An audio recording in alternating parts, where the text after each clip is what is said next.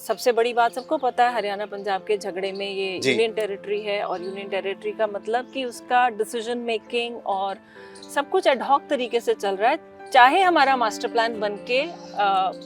Notify हो गया, अभी भी 9 साल के बाद एडहॉक तरीके से चल रहा है, लेकिन आगे इसको कहाँ पे ले जाया जा सकता है अगर हम लोग सारे इसको कुछ अहम पहलुओं को जान लें। ये चीज़ लोगों तक पहुँचाने के लिए हम आर्किटेक्ट्स ने और बाहर कुछ कंसर्न लोगों ने मिलकर एक ग्रुप बनाया हुआ है, और हमने चंडीगढ़ अर्बन फेस्टिवल इसी मकसद के साथ शुरू किया है, जिसके अंदर हम लोग सारी इसकी प्रोसेस की बातें, कहाँ पे क्या उलझा है, कहाँ जाना चाहिए,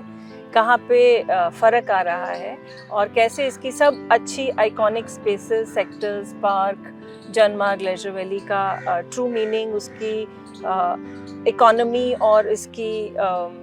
टूरिज़्म को बढ़ावा दिया जा सकता है, वो सब चीज़ों को जोड़ता हुआ एक फेस्टिवल और प्लेटफॉर्म जो है, उस पे हम लोग काफ़ी टाइम से काम कर रहे हैं। जी,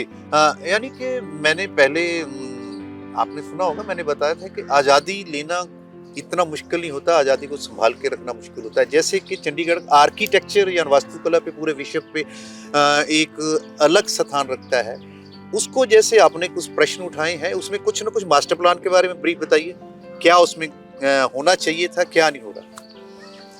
कोई भी शहर की प्रगति के लिए, उसके फ्यूचर के लिए मास्टर प्लान एक अहम डॉक्यूमेंट होता है, जिसके ऊपर वो शहर की प्रोग्रेस निर्भर करती है। मास्टर प्लान का मतलब ये नहीं है कि वो वहीं पर फ्रीज हो जाएगा इन टाइम, और उसकी जो ज़रूरतें चेंज होंगी वो नहीं उसको कैटर करेगा। मास्टर प्लान का एक डॉक्यूमेंट, एक विजन होना ज़रूरी है, उसमें चाहे आप इम्प्रोवाइज़ करें अपनी जर्नी के मुताबिक। अब चंडीगढ़ में ये मास्टर प्लान बहुत जद्दोजहद के बाद 2008 में जब हमारे कुछ सिटीजन ग्रुप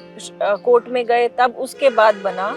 ऑलमोस्ट 7 साल के प्रोसेस के बाद 2015 में बन के वो हुआ, लेकिन इसका मॉनिटरिंग और इम्प्लीमेंटेशन का सिस्टम आज भी अपने इट डज नॉट एग्जिस्ट।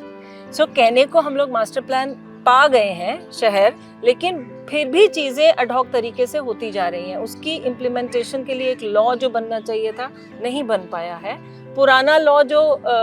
52 में बना था, वो ऑब्सोलीट हो चुका है, और उसकी रेगुलर मॉनिटरिंग भी नहीं हो पा रही है। तो चंडीगढ़ इसी दुविधा में कि अब ये होगा कि नहीं होगा, और 2031 आ जाएगा, उससे पहले ऐसा हो जाए, ऐसा हम लोग कोशिश कर रहे हैं और आशा